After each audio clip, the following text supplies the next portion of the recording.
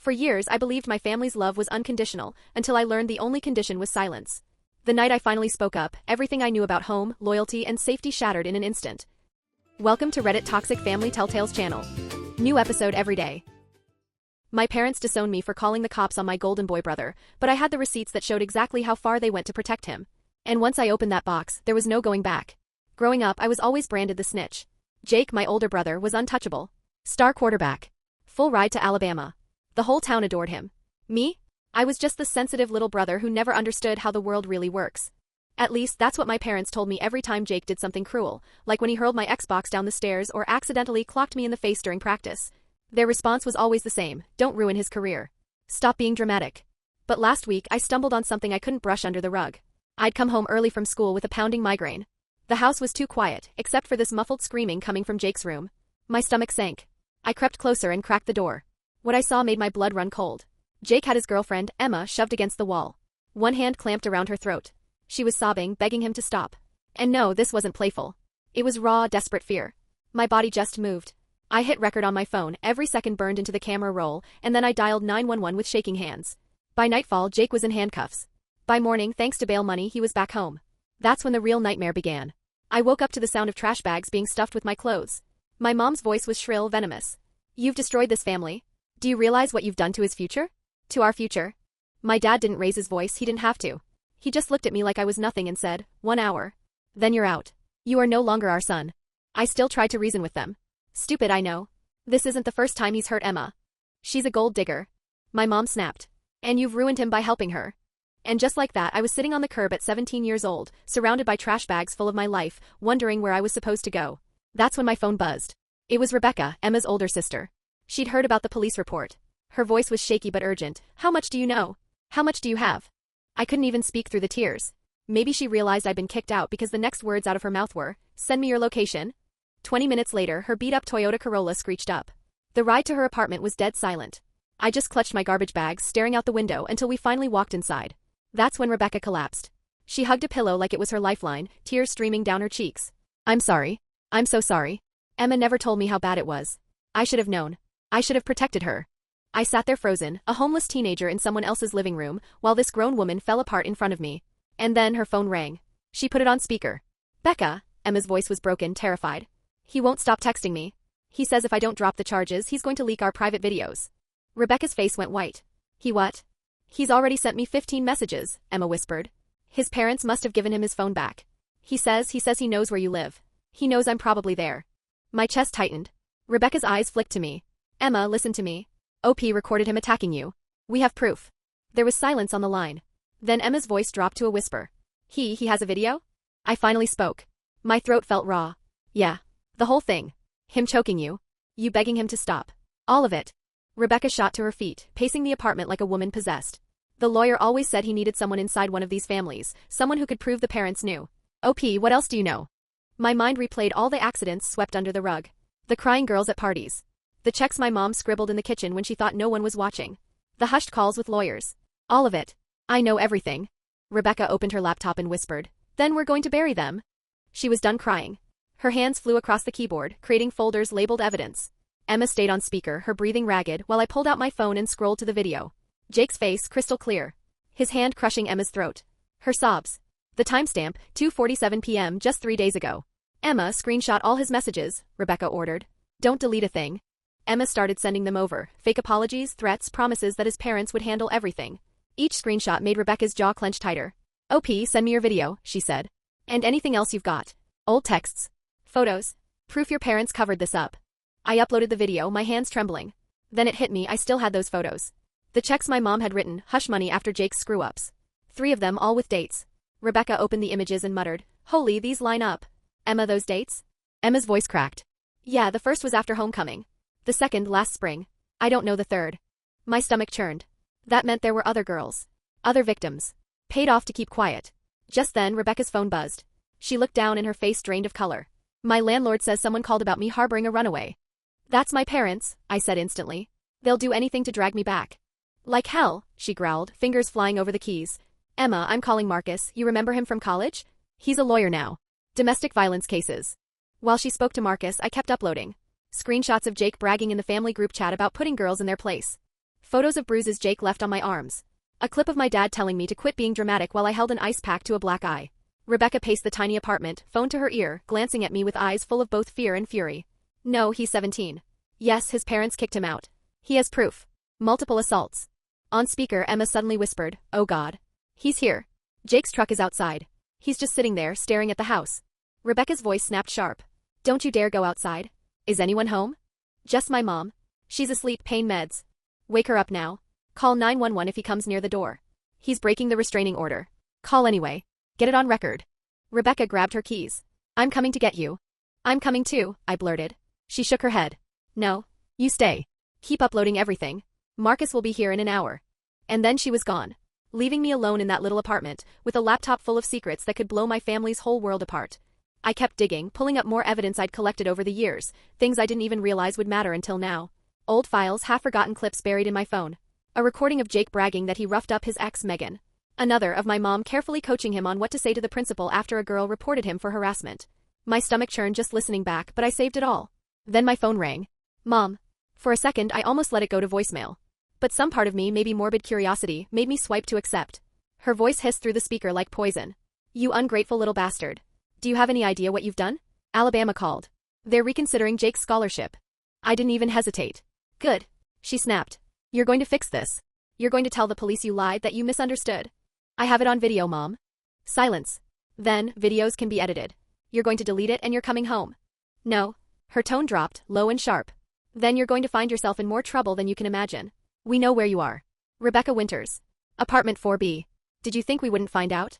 My hands shook so badly I nearly dropped the phone. "Are you threatening me?" "I'm telling you how the world works. Jake's future matters. Yours doesn't. Come home now or we'll make sure you regret this for the rest of your life." And just like that, she hung up. For a moment, I just stared at the phone, my pulse pounding in my ears. Then I snapped into action. I started backing up everything to the cloud, copies on copies. If they came for me, they wouldn't be able to erase the truth. About 30 minutes later, the door swung open. Rebecca was back, with Emma by her side. Emma's eyes were red and swollen, but there was this fire in them I hadn't seen before. She walked straight over and hugged me. Both of us froze for a second, neither of us expected it. "Thank you," she whispered. "For believing me. For doing something." Rebecca dropped her keys on the counter. "He took off when he saw me coming. But I got pictures of his truck parked outside. More proof he's stalking her." Right then, Marcus arrived. Tall guy, black, suit wrinkled from use, briefcase scuffed from years of work. He shook my hand firmly, his voice steady. "You're brave, kid. Not many people stand up to their own family." For the next 2 hours, we went through everything. He took notes, asked sharp questions, copied files. When we got to the checks, his eyes sharpened. "This establishes a pattern. Your parents knew what Jake was doing and covered it up. That's conspiracy. Maybe even racketeering if we can show it happened repeatedly." "They did," I said without hesitation. "My mom keeps a second set of books at the restaurant. She hides the payoffs as business expenses." Marcus leaned forward. "Can you get those books?" "Maybe. They're in the office safe at home." "Don't do anything illegal," he warned. Emma's voice broke the tension. "What about the other girls? The ones they paid off?" Marcus nodded. "We'd need them to testify. Without that, the checks are just numbers." Rebecca immediately pulled out her laptop. "I know some of their names. Megan, she transferred schools junior year. And Sarah from the volleyball team." "I can reach out," Emma said quietly. "Girl to girl, they might talk to me." So we worked until well past midnight, piecing together a case. Marcus left with a flash drive packed with evidence, promising to file motions in the morning. Emma curled up on Rebecca's couch, too shaken to go home. Rebecca handed me a sleeping bag, and I lay on the floor staring at the ceiling. 3 days ago, I was just Jake's loser little brother. Now, I was homeless, but for the first time in my life, I felt like I was finally doing something that mattered. That's when my phone buzzed. Unknown number. "You have no idea what you've started. Drop this now or everyone will know what kind of person you really are." My blood ran cold. I showed it to Rebecca. She didn't flinch.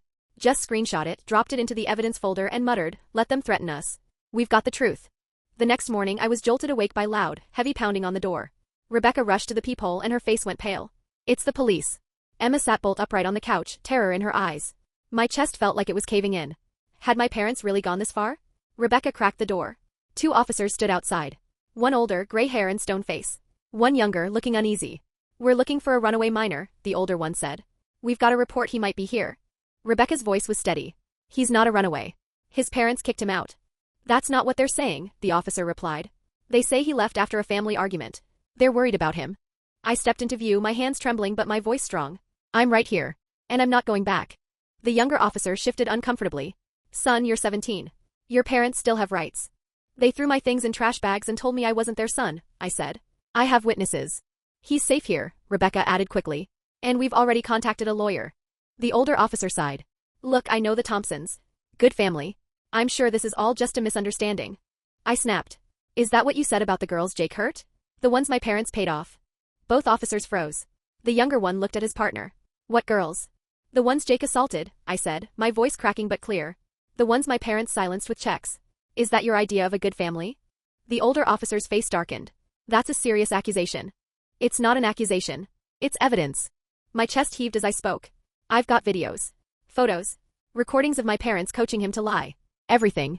Rebecca stepped forward, calm but firm. Our lawyer already has copies. Charges are being filed today. The two officers exchanged tense looks. Finally, the older one scribbled something in his notepad. We'll need to see this evidence.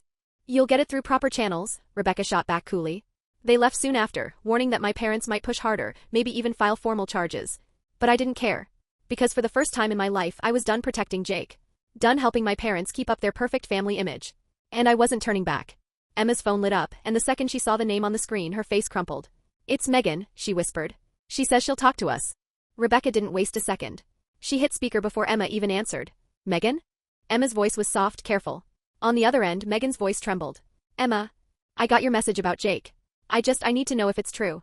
Did he really hurt you? Emma's throat tightened. Yes. And I think he hurt you too. The silence stretched out so long I thought Megan might hang up. Finally, her voice cracked through the speaker. The check your parents gave mine, it was for $50,000. They called it a scholarship fund, but I knew. We all knew. Rebecca was already scribbling furiously on a notepad, her pen scratching across paper as Megan kept talking. Names, dates, numbers, each detail turned my stomach more. Would you be willing to make a statement? Emma asked gently. We have a lawyer. I can't, Megan cut her off, her voice raw with fear. My parents used that money for my brother's medical bills. If they had to pay it back. You wouldn't have to, Rebecca jumped in quickly. That wasn't a settlement. It was a bribe. Legally it means nothing. I have to go, Megan whispered. I'm sorry, Emma. I'm really sorry. The line went dead. Emma just stared at her phone, tears sliding down her cheeks. Rebecca wrapped an arm around her shoulders. She'll come around, Rebecca said firmly. Once she sees others speaking up, she'll find her courage. I wanted to believe that. But right then all I felt was useless. Then my phone buzzed.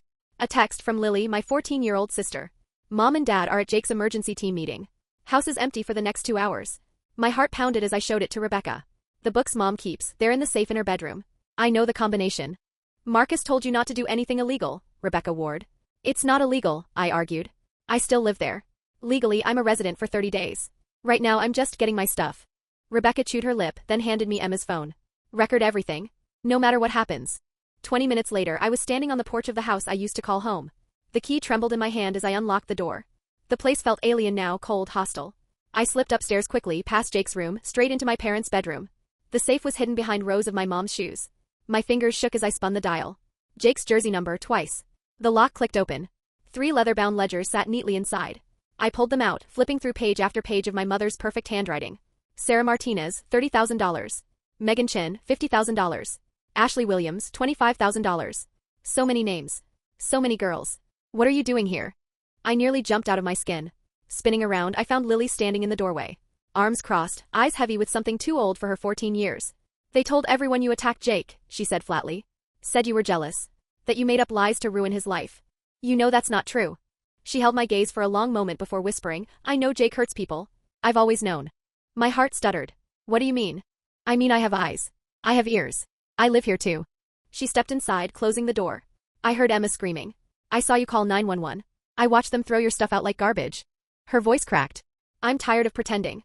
Tired of acting like Jake's some hero when I know what he really is. I set the ledgers on the bed, moving toward her. Why didn't you say anything before? Her hands trembled as she wiped her eyes. Because I'm 14. Because no one listens to me. Because I was scared I'd end up like you. Homeless.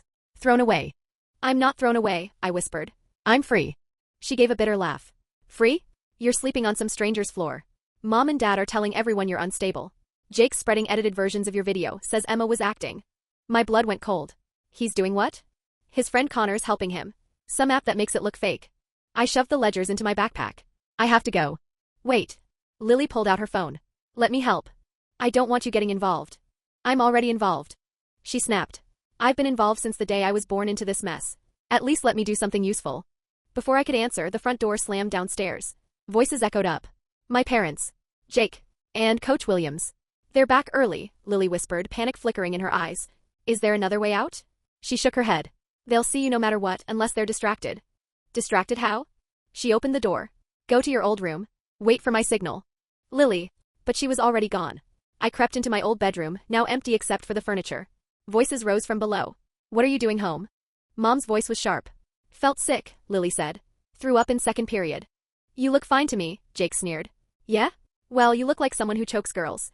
Guess looks can be deceiving. The silence after that was terrifying. Then Jake's voice, low and venomous. What did you just say? You heard me. Apologize to your brother, Dad barked. Why? Because he's the golden boy? Because you've spent years covering up what he really is. I peeked from my doorway. Lily stood at the top of the stairs, staring down the entire family. She looked so small, but her voice was steel. Don't you dare, Mom started. Don't you dare repeat those lies. OP didn't tell me anything, Lily shot back. I saw. I heard. I know about Sarah Martinez. I know about Megan Chin. I know about all of them. Coach Williams tried to cut in. Jake's a good kid.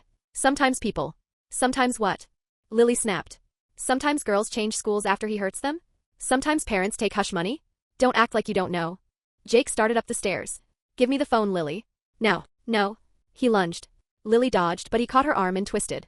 She cried out. I couldn't hold back anymore. I burst out of my room. Let her go. Jake spun, fury twisting his face. You're supposed to be gone. He shoved Lily aside and came at me, fists clenched. You ruined everything. My scholarship, my future, everything. No, I shot back. You ruined it yourself. He swung, but I'd lived with him long enough to know his moves. I ducked and his fist slammed into the wall. Lily was still recording, tears streaking down her face. Stop it. Mom screamed. Both of you. But Jake was gone, consumed by rage. He grabbed me by the throat, slamming me against the wall. You want to know what I do to people who cross me? Jake, stop. Dad's voice was panicked now. I don't care. Jake roared. His grip tightened. I'm sick of everyone acting like I'm the bad guy. Emma wanted it rough. They all did. They just changed their minds after. I couldn't breathe. Darkness clawed at my vision. But through it I saw Lily's phone still recording. Coach Williams edged toward the door. My parents stood frozen, paralyzed by the truth they couldn't hide anymore. Then Jake's phone rang. The sound jolted him just enough that his grip loosened. He yanked it out, saw the name on the screen and froze. Connor. He answered. What do you mean you're not? No. You can't do this. We're brothers, man, Connor. His face twisted through confusion, anger, then raw fear. You can't back out? You can't. He hurled the phone against the wall, shattering it. What happened? Coach Williams demanded. Connor's done, Jake spat. He won't edit the videos anymore. Says he's done lying for me. Jake whirled on me, eyes wild. This is your fault. You turned him against me. No, Lily said, her voice steady. You did that yourself. She held her phone high. And now everyone will know. You just confessed. On camera.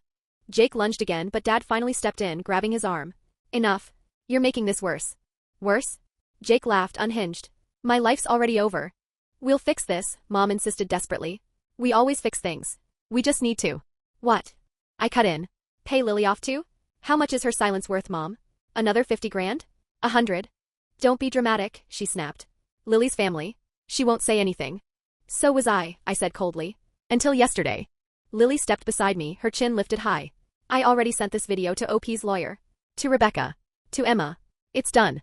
The room erupted. Mom screaming, Dad trying to calm things down, Coach Williams muttering as he slipped out the door. And Jake. Jake just stared at the shattered pieces of his phone, like they held the last scraps of his future. I grabbed Lily's hand. We're leaving. Mom blocked the doorway. She's a minor. She stays. You just watched your son assault both your children, I snapped. What do you think CPS will say about that? Her face drained of color. Dad held up his hands. OP, take what you came for and go. But Lily stays here. No, Lily said firmly. I'm going with him. You don't get to decide that. Mom screeched. Then call the police, Lily shot back. Explain the bruises Jake left on me. Explain why your kids are running from this house. We pushed past them. Jake lunged again, but I shoved him back. It's over, Jake. No more cover-ups. No more hush money. No more victims. His voice dropped low, shaking with rage. I'll kill you for this. I swear to God. Jake. Dad barked. Shut your mouth. But it was too late. Lily had captured every threat. Every confession. We walked out together, me with the ledgers, her with the videos. For the first time in our lives, we weren't alone. We had each other's backs. Connor's truck was parked sideways across our driveway like a barricade. My stomach dropped. Great, another wall to push through. He climbed out fast with both hands up, eyes red-rimmed, shoulders slumped like he'd been carrying a piano all night. I'm not here to fight, he blurted. I need to talk to you. Move your truck, I said. Please. 5 minutes. I have something you need to hear. I glanced at Lily. She gave me the tiniest nod. 5 minutes. Up close, Connor looked wrecked, stubble, dark circles, guilt hanging off him like a wet hoodie. I've been Jake's friend since we were kids, he said, voice hoarse. I always knew he was intense. I told myself it was just competitiveness. I told myself the girls were exaggerating. I told myself your parents were just protecting him from gold diggers. He swallowed hard. And now I realize I've been helping a monster. He pulled out his phone. Jake asked me to edit that video, make it look consensual, add filters so it seemed staged. I said yes at first. I always say yes to Jake. But you didn't do it, I said. He shook his head. Because I finally watched the whole thing. Really watched it. I heard Emma begging. I saw the fear in her eyes. And I realized, how many times have I seen that same fear? How many times did I look away? Lily stepped forward, chin lifted. So why tell us now? Because Jake's been recording things too, Connor said, glancing toward the house like it could hear him. Locker room bragging sessions, conversations about the girls, talks with your parents about payoffs.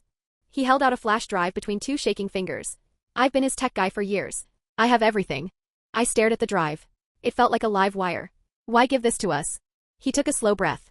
Last week, my little sister started dating a guy on the team. At a party, I saw how he grabbed her and how she flinched. That's when it hit me, this isn't just Jake. It's a culture. And I helped build it. I took the drive. It was warm from his hand. You know this could end your football career too, right? Yeah, he said, voice quiet. I know. He moved his truck, then paused with the engine idling. For what it's worth, I'm sorry. For every time I stood by. For every time I chose football over doing what was right. Then he pulled away, leaving tire noise and the kind of silence that makes your ears ring.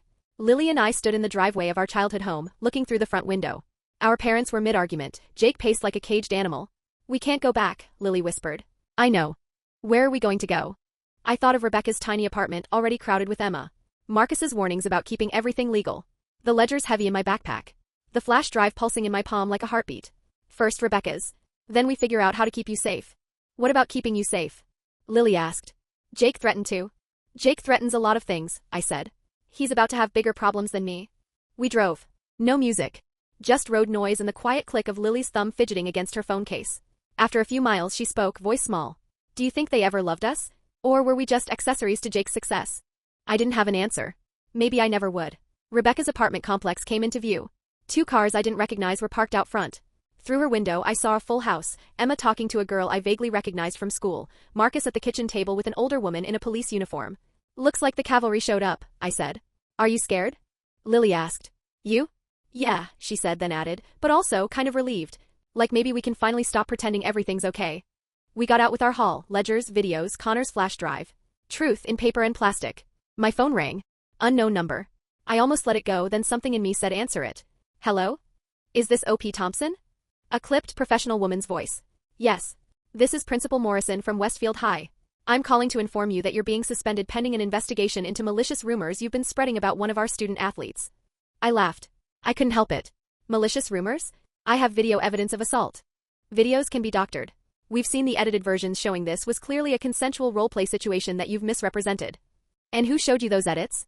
I asked. Jake? His friend Connor, who just admitted to me that Jake asked him to fake them. Silence.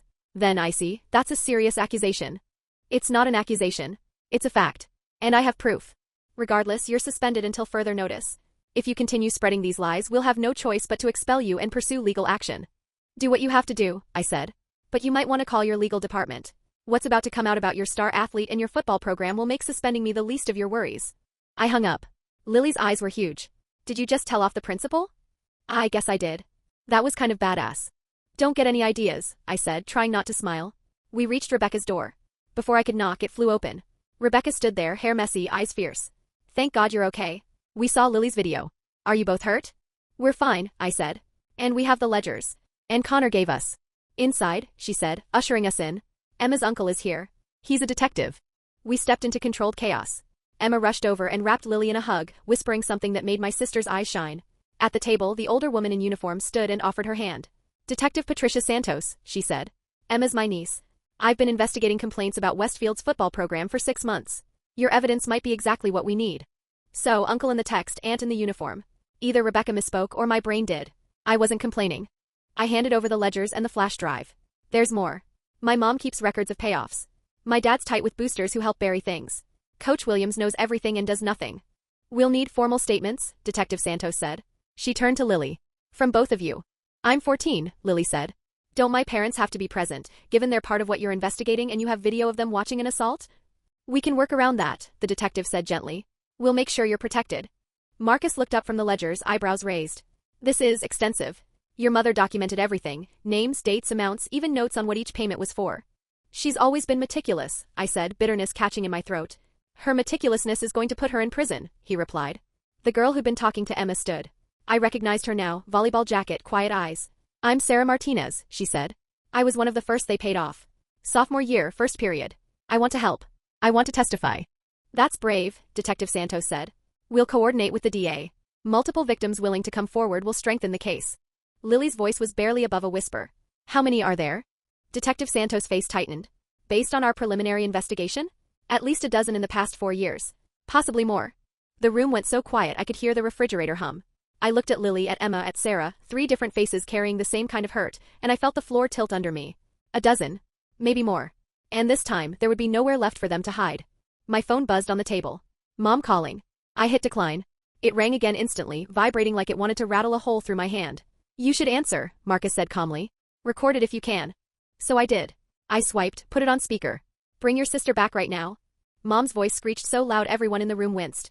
I don't care what you do with your life, but you will not drag Lily into your delusions. They're not delusions, Mom. You know they're not. I know you're destroying this family. She snapped. Your father's business partners are calling non-stop. Reservations at the restaurant are being cancelled. You're ruining us. I felt the heat rising in my chest. No, Mom. You ruined yourselves when you decided Jake's football career was worth more than his victim's safety.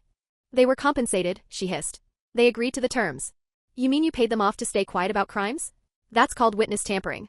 Mom, it's illegal. Her tone dropped to ice. Don't you lecture me about illegal. You broke into our house. You stole from us. I took evidence of your crimes. And I was retrieving my belongings from my legal residence. You have no idea what you've started, she spat. The people who support this team who've invested in Jake's future, they won't let you destroy everything they've built. Is that a threat? I asked. It's a promise. Bring Lily home. Or what? I snapped. You'll throw her clothes in garbage bags too? Tell everyone she's mentally unstable? Pay someone off to shut her up? The line went silent. Then Dad's voice came through, calmer but dripping with control. Son, please. Let's talk about this rationally. Come home. Bring Lily. We'll work something out. We'll get you help for these jealousy issues. We'll make sure you graduate. We'll even help with college.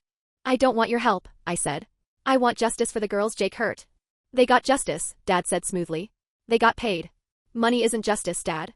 It's a bribe. You ungrateful, he cut himself off. When he spoke again, his tone was like steel. Fine.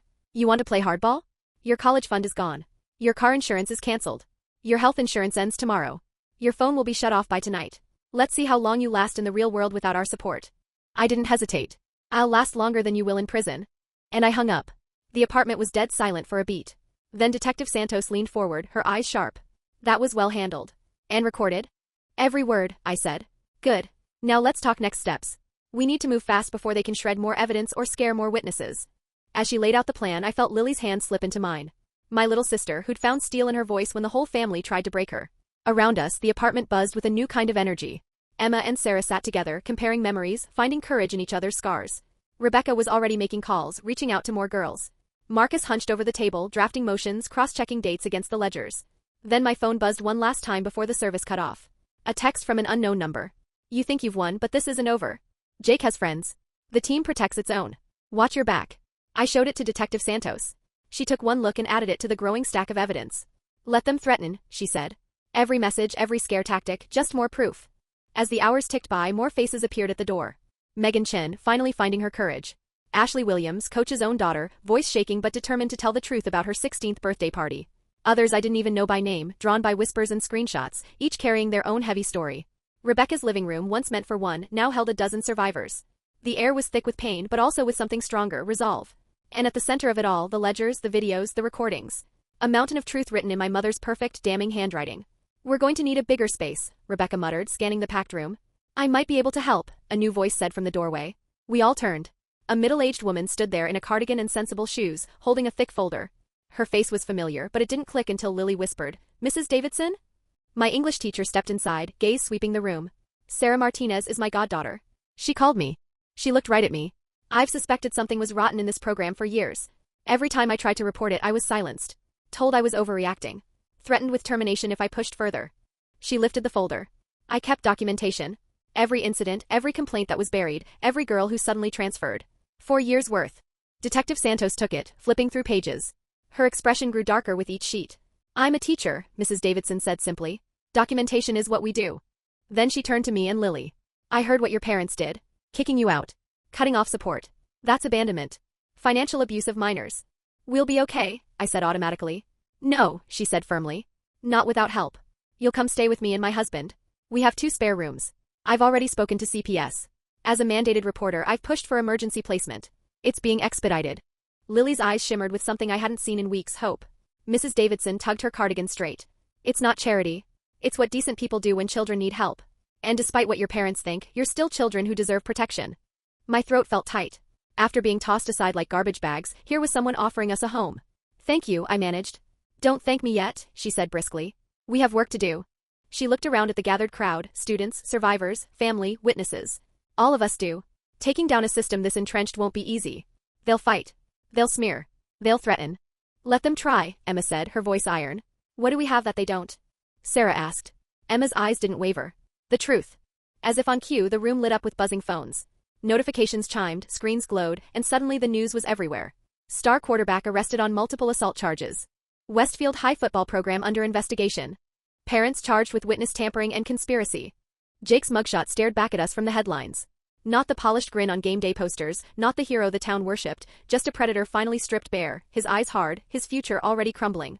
And below it, the line that made my chest loosen for the first time in days, held without bail after violating restraining order and making threats. It's starting, Detective Santos said, her voice steady. Once the media gets involved, more witnesses usually come forward. This is going to get bigger before it's over. I thought of my parents, probably barricaded in some law office right now, frantically spinning lies into excuses. Of Jake, pacing in a cell instead of strutting across a field. Of Coach Williams watching his empire burn down in real time.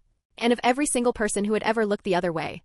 Then I looked around the room, at the survivors finally speaking, at adults choosing to protect instead of silence, at my little sister, who'd stood tall when no one else did.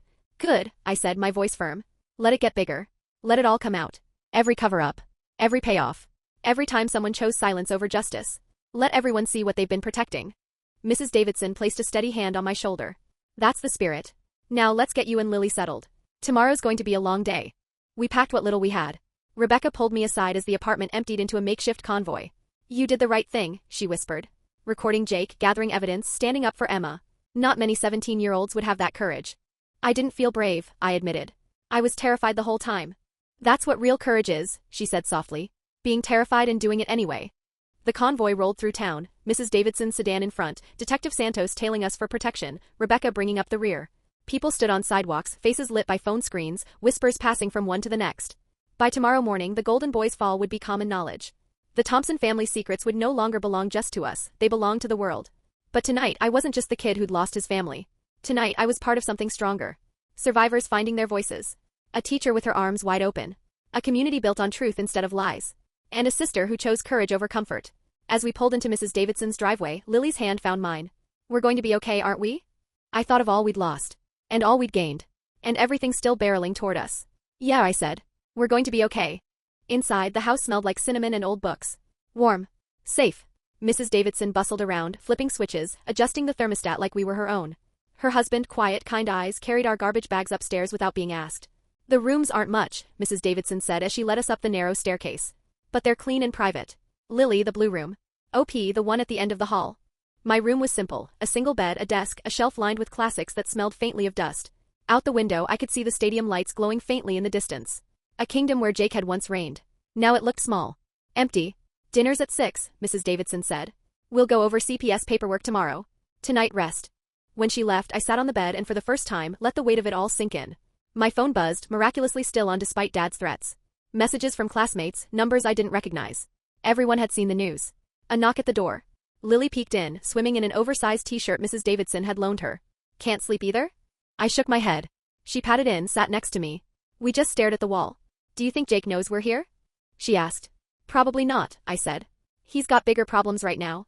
My phone rang again. Marcus. Sorry to call so late, he said. Just wanted to update you. The DA's office is moving fast. With your evidence, Jake's facing multiple felonies. Your parents, conspiracy, witness tampering. What about the other girls? I asked. 3 more came forward tonight after seeing the news. Detective Santos is already coordinating with them. After he hung up, I couldn't sit still. I wandered downstairs and found Mr. Davidson in the kitchen, boiling water. Couldn't sleep. he asked, pulling down another mug before I could answer. We sat together, the steam curling up from chamomile tea. Silence settled in, comfortable. Finally he spoke. My nephew went through something similar. Not the same, but similar. His family chose reputation over doing what was right. He looked at me over his mug. It gets easier. Not easy, but easier. For the first time in a long time I let myself believe him. The next morning came too soon. My stomach was still in knots from the night before as Mrs. Davidson pulled her sedan into the school lot. Lily and I barely had time to settle before we were summoned straight to the principal's office. Principal Morrison sat behind her desk, dark circles under her eyes, her hands folded too tightly in front of her. She looked like she'd aged a decade overnight. The suspension has been lifted, she said flatly. No greeting. No apology. Just tired words. Given the developments in the situation. You mean given that you can't suspend me for telling the truth about crimes? I asked. Her jaw clenched so hard I thought her teeth might crack. There will be an assembly today addressing the situation. Counselors will be available for any students who need support. What about the football team? Suspended. Pending investigation. All of them. I thought of Connor, who'd finally stepped up. Of the teammates who'd laughed, looked away, or cheered Jake on. The system that had sheltered them all was finally cracking. The rest of the day felt surreal. Whispers chased me down hallways. Some kids swerved away like I carried a plague. Others gave me small nods, silent thanks. A few girls I'd never spoken to stopped me, whispering thank you before rushing off. In English, Mrs. Davidson taught like nothing had changed, but I caught her eyes flicking toward me more than once. When the bell rang, she asked me to stay behind. The CPS worker will be at the house at 4, she said gently. They'll need to interview you and Lily separately. Will they try to send us back? She looked me dead in the eye. Over my dead body. At lunch, I sat alone until Sarah Martinez slid her tray across from mine. Mind if I sit? I gestured at the empty seats. She picked at her food for a minute before speaking. I never thanked you. For being the first to actually do something. I just recorded what I saw. She shook her head. No. You chose to act when everyone else chose to look away. That matters. Soon Megan Chin joined us. Then Ashley Williams. Then more girls, faces I only knew in passing, now united by scars we could finally name. We didn't talk much. We didn't need to. Just sitting together felt like rebellion. My phone buzzed. Unknown number. Against my better judgment, I answered. Is this OP? A male voice, nervous, breath quick. Who's this? I was on the team. You don't know me. But I need to tell someone. Coach Williams, he gave us stuff. Not just steroids. Other things. Stuff that made you aggressive, made you not care. My chest tightened. Why are you telling me this? Because I've been taking it for 2 years. And last week his voice cracked. I almost hurt my girlfriend. Just like Jake. And I realized, what if it's not just him? What if he's just the worst of us because he takes the most? I stepped outside into the cold air. What's your name? Alex. Alex Chin. Megan's cousin. Are you willing to talk to the police about this? Long silence. Then yeah, I think I am. I gave him Detective Santos's number. When the call ended, my head spun. It wasn't an excuse for Jake, plenty of guys took whatever coach handed out and didn't assault anyone, but it was another piece of the puzzle. After school, I found Lily by Mrs. Davidson's car, surrounded by freshman girls. Your brother's really brave, one of them said. My sister graduated 2 years ago. She said everyone knew about Jake, but nobody would do anything. Lily's eyes found mine. A small, shy smile curved her lips. Maybe she wasn't as alone as she thought. The CPS interview drained us both. Every detail, every memory dragged into the open. Lily and I were separated, but our stories matched seamlessly, because we were telling the truth. Given the circumstances, the worker finally said, we're approving the emergency placement with the Davidsons. There will be a formal hearing in 30 days, but I don't anticipate any issues. Relief washed over me like warm water. That night, Detective Santos called. Jake denied bail again after threatening a guard. My parents? House arrest. Coach Williams arrested on substance charges, thanks to Alex's testimony. And Connor? He'd walked into the station with a box of recordings. Years of evidence. Stuff he once thought was funny. Now proof. The next days blurred. School hallways where I was either a hero or a traitor. Nights at the Davidsons, where Lily and I were slowly learning what normal family dinners felt like. Updates from Marcus. Survivor meetings growing bigger. Then came the text that iced my blood. This is Austin, Megan's brother. Jake's out. His parents posted emergency bail. Megan's missing. I called immediately. What do you mean missing? She left for school this morning. Never showed up. Car's gone. Phone's dead. My hands shook. I found Mrs. Davidson and showed her the screen. We need to call the police, she said, grabbing her phone. But dread already clawed at my gut. Jake had always been possessive. If he thought Megan betrayed him. My phone rang again. Lily's voice, whispering, panicked. Jake's here. At school. He's in the parking lot. And OP, he's got Megan with him. Where are you? Library. With friends. I already called 911, but you know how long they take. I bolted for Mrs. Davidson's car. She snatched the keys from me. I'm driving. You call Santos. We hit the school lot in record time. Jake's truck sat menacingly near the entrance. Megan was slumped in the passenger seat, eyes wide, face pale. Jake leaned against the driver's door, scanning the crowd like a predator. "Stay in the car," Mrs. Davidson ordered. But I was already out. Jake spotted me and smirked. "There he is. My baby brother. The snitch. Let her go, Jake. She's my girlfriend. We're just talking." Through the glass, Megan's lips moved. One word. "Knife." "The police are coming," I said. "You're violating bail just by being here. You think I care?" His laugh was jagged, desperate. "You already ruined my life. Might as well finish the job." He yanked Megan toward him, flashing the knife. She whimpered, struggling against his grip. Cars screeched into the lot. Connor's truck blocked Jake in. Rebecca's Corolla spilled Emma and 3 more girls onto the pavement. Parents ran up, shouting. The circle was closing. Jake's eyes darted wild, sweat dripping down his temple. "Back off. All of you." "Jake, please," Megan sobbed. "You're hurting me. I bought you jewelry. I treated you like a princess. And you betrayed me just like the rest." Sirens wailed closer, louder. "You won't do it," Connor called, stepping forward. "You're not a killer. You're just a bully. And your game's over." "Shut up." Jake snarled. "You betrayed me too." "No," Connor said evenly. "I finally stopped enabling you. That's the difference." Police cars swarmed the lot, doors slamming, weapons drawn. Detective Santos's voice boomed from a megaphone. "Drop the knife. Let the girl go." Jake looked at me one last time, eyes blazing. "This is all your fault." Then he shoved Megan away and raised the blade, not toward her. Toward himself. "Jake, no." I surged forward just as officers tackled him. The knife skittered across the asphalt, spinning to a stop under a cruiser. Megan collapsed into Austin's arms, sobbing. Jake writhed on the ground, cuffed, howling threats. "I'll kill you." He screamed at me, voice cracking. "I'll kill all of you." The cops dragged him to his feet, his words echoing across the stunned parking lot. "Everyone needs to clear out," Detective Santos barked. "This is a crime scene."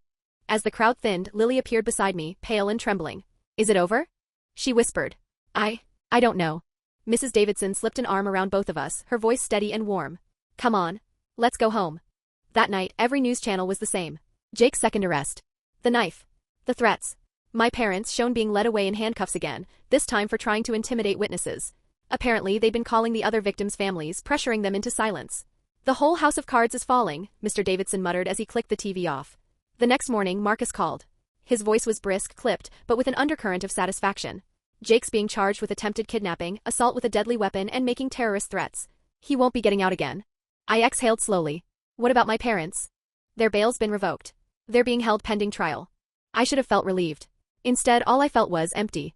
School was canceled for the rest of the week. Lily and I drifted through the days at the Davidsons' house, learning how to exist in the quiet. Victims came by: Emma, Sarah, Megan. We didn't dissect the case, didn't relive the details. We just sat in the same space, breathing the same air, letting shared survival be enough. Connor showed up Thursday, looking like he hadn't slept in a week. "I wanted to apologize," he said, wringing his hands. "For all the years I stood by. For all the times I could have stopped him." "You can't apologize to me," I told him. "I'm not the one he hurt." He nodded, eyes heavy. Would the girls talk to me? "I want to apologize to them." "You'd have to ask them." He scribbled his number down. Some of the girls would call him. Others wouldn't. That choice wasn't his to make anymore. Friday brought another curveball. A woman arrived at the door, polished and professional. Jake's court-appointed attorney. "Jake wants to make a deal," she explained. "He'll plead guilty to all charges in exchange for a reduced sentence. But he has conditions." Mrs. Davidson stiffened instantly. "Absolutely not." "What conditions?" I asked, my voice quieter. "He wants a face-to-face meeting with you. In prison. With attorneys present. He says he wants to apologize. To explain. He says you deserve to know the whole truth." I glanced at Lily, then at Mrs. Davidson. "I'll think about it." The lawyer left her card. That night I tossed in bed, staring at the ceiling, the question gnawing at me. Did I even want to hear what Jake had to say? Did it matter? Saturday morning, Detective Santos called with news that made the choice for me. "We found something in Coach Williams' files," she said. "Records going back years. Your brother's been on performance enhancers since he was 14. Substances that spike aggression, reduce empathy. Your parents signed the consent forms. Paid for it. It doesn't excuse what he did, but it explains some of it." I sat there stunned. Jake at 14, already being groomed, already being pumped full of chemicals that rewired his brain. Still responsible for his choices, but not born a monster. "I'll meet with him," I said. The meeting was set for Monday. Mrs. Davidson insisted on driving, Marcus riding along too. The prison loomed an hour away, gray and lifeless, surrounded by razor wire. Jake shuffled in wearing orange, thinner than I remembered. Smaller. The arrogance was gone. What replaced it looked a lot like fear. "Hey," he said softly. "Hey." We sat across a metal table, lawyers flanking both sides. "I'm sorry," Jake started. "I know it doesn't fix anything. But I'm sorry." "For what exactly?" I asked. "For all of it. Hurting Emma. Hurting those girls. Trying to hurt you. Hurting Lily. For becoming what I became. What you became you chose." "I know." He looked at his hands, shackled and trembling. I chose to hurt people. That's on me. But do you remember when I was 14? When I started the injections? The steroids? Not just steroids. Other stuff. Stuff that made me feel invincible. Stuff that made me stop caring about consequences. Coach said it'd make me a better player. Mom and Dad said it would secure my future. His voice cracked. That's not an excuse. But I need you to know the brother you remember? The one who taught you to throw a football when you were 6? The one who defended you from bullies? He was real. Before the drugs. Before the pressure. Before I lost myself. Memories flickered, Jake helping with homework, ruffling my hair, laughing at dumb jokes. When had it all gone so wrong? I'm pleading guilty, he said finally. All of it. Minimum of 25 years. I'll be 45 when I get out. My life's over. And I know the girls I hurt, their lives will never be the same. I can't undo it. All I can do is make sure I never hurt anyone again. Then why did you want to see me? He was quiet for a long time. Because you're my brother. Because you tried to save me even in that parking lot. Because I wanted you to know I understand now I was wrong. And because I wanted to ask you something. What? Look after Lily. She's going to need you. And maybe write me someday. Not now. Not soon. But maybe. I stood up slowly. I can't promise that. I know. As I left, I looked back once. Jake sat slumped at the metal table, head in his hands. My brother, the golden boy, reduced to a number in a system he thought he'd always be above. The drive back was silent. Mrs. Davidson finally broke it as we pulled into town. How do you feel? I don't know. Empty. Sad. Relieved. All of it. That's normal. It'll take time to process. 2 months later, the trial ended. Jake pled guilty to every charge. 25 years. My parents convicted of witness tampering, conspiracy, child endangerment. Mom got 5 years. Dad got 3. The restaurant was sold, legal fees and settlements devouring what was left. Westfield High's football program? Disbanded. Coach Williams sentenced to 10 years for substance distribution and endangering minors. Half the staff fired. The principal resigned in disgrace. The Golden Empire, built on silence and shadows, finally lay in ruins. Thanks for watching. Today's train wreck is over, but tomorrow's ride is already on track. Subscribe so you don't miss it.